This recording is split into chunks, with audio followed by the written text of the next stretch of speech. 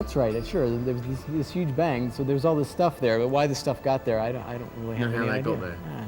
Right. It Something just from was nothing. there. Right? Yeah.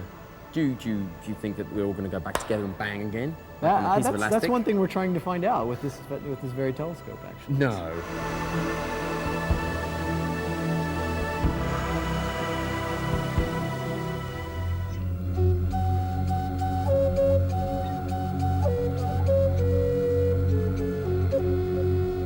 It's an arrogant person that says America has no history. There was plenty of it before the white man arrived.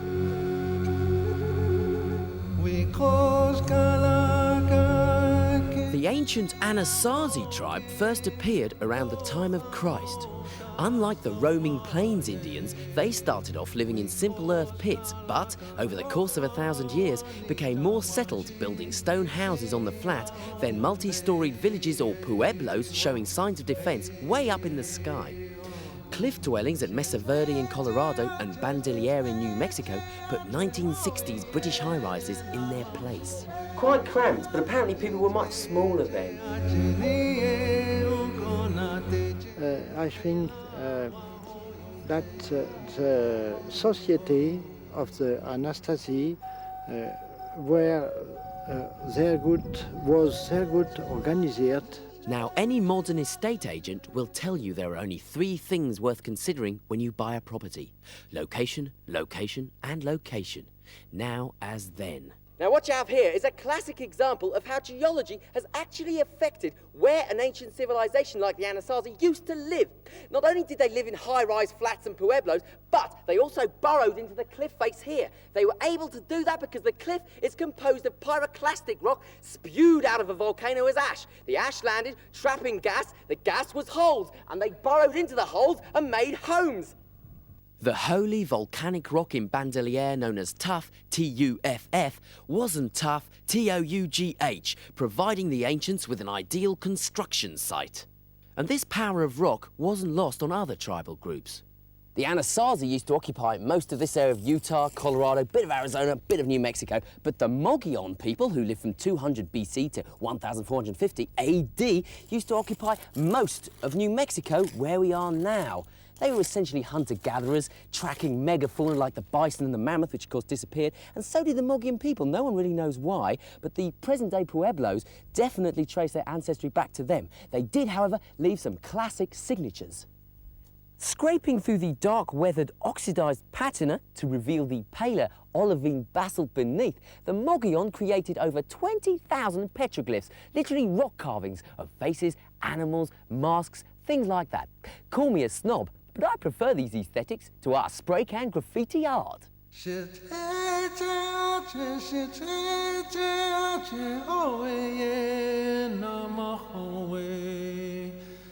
And nothing's lost. Artistry has been handed down from generation to generation because it's powerful stuff. The world is taking notice of Native American art. For several reasons. I think because of its uniqueness, but also in the fact that a lot of these artists are very talented and can do exceptional work. There is a sense of identity, a sense of spirituality with every single piece that's created. The stone that we use to create some of the artwork with, it's a living earth. It's our Mother Earth. You know, it's alive. So it's not like art is created just for the sole purpose of the sale, or it's a commercial thing that we do. Art is our life. We recognize that all these pieces of artwork are living, and they're an essence, and they have a spirit, and these are our allies. And although you, the humble but transitory visitor, may not see any evidence, other village customs are still alive. Pueblo Indians are kind of unique. Most of their religious ceremonies are carried out in secret. They're not for the public to see, and tourists won't be able to video it because they're not allowed to stuff like that.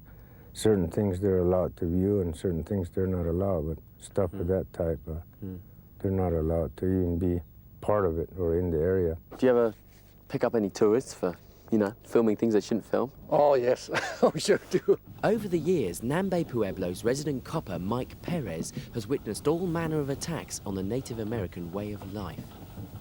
Actually, I've worked 8 pueblos, all from Tsuki all the way to Taos. Right. And I've seen a lot. Is unemployment all right, or is it above average in most of the Indian pueblos? Oh, it's above average. It's above average in the Indian pueblos.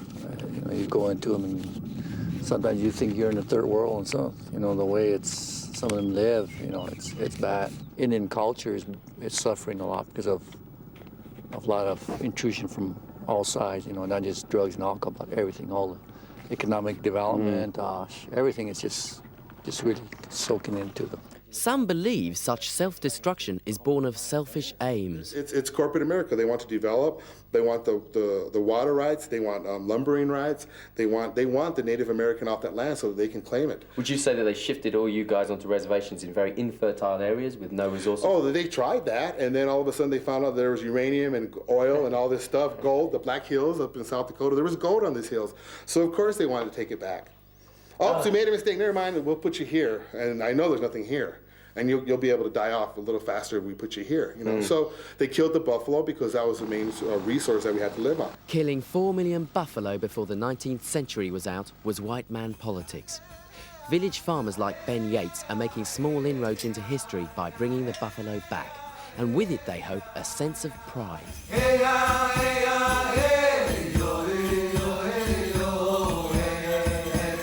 This is our home. This is where we're born. This is where our ancestors make their living. So this is where we're going to stay. This is where we're going to be. Manna, Mana, Lopon, Klopon, Sia, Sia, Hele, Hele, Nia, Nia, Atle, Batlehe, Pil, Pil, E. E. May have a cup of tea with no sugar. You were basically more pacifist than all the Apaches and Comanches and Navajo, weren't you? Well, we were a community-orientated people. We were farmers and gatherers. Although we took scalps occasionally. You just couldn't resist, right? No, we used to mingle with the Plains Indians. Right. And the Plains Indians introduced scalping to the Picarisans. And the Plains Indians got it from the French. So this is pretty old, what we're standing on. Right. What with those scalp sticks in the background. The scalp house. The scalp house. It's a blanket. No. No. A manta. A manta. What do you do with it? A dress. A dress. We already had an established religion way before the Spaniards even thought of coming to America. It was based on the planetary movement, and that's how we still conduct our religious ceremonies. And when the Mexicans or the Spaniards came in, they were forcing Christianity, and they were destroying our ceremonial symbols, and also throwing away, burning our pendants, our sculptures, our gods.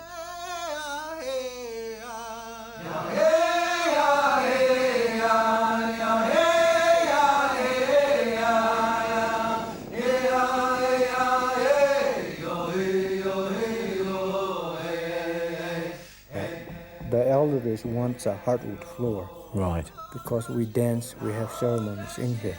That's why you don't see any chairs. What, Roman Catholic ceremonies of dancing? That's when the priest is not present. Oh, you naughty supernaturalist.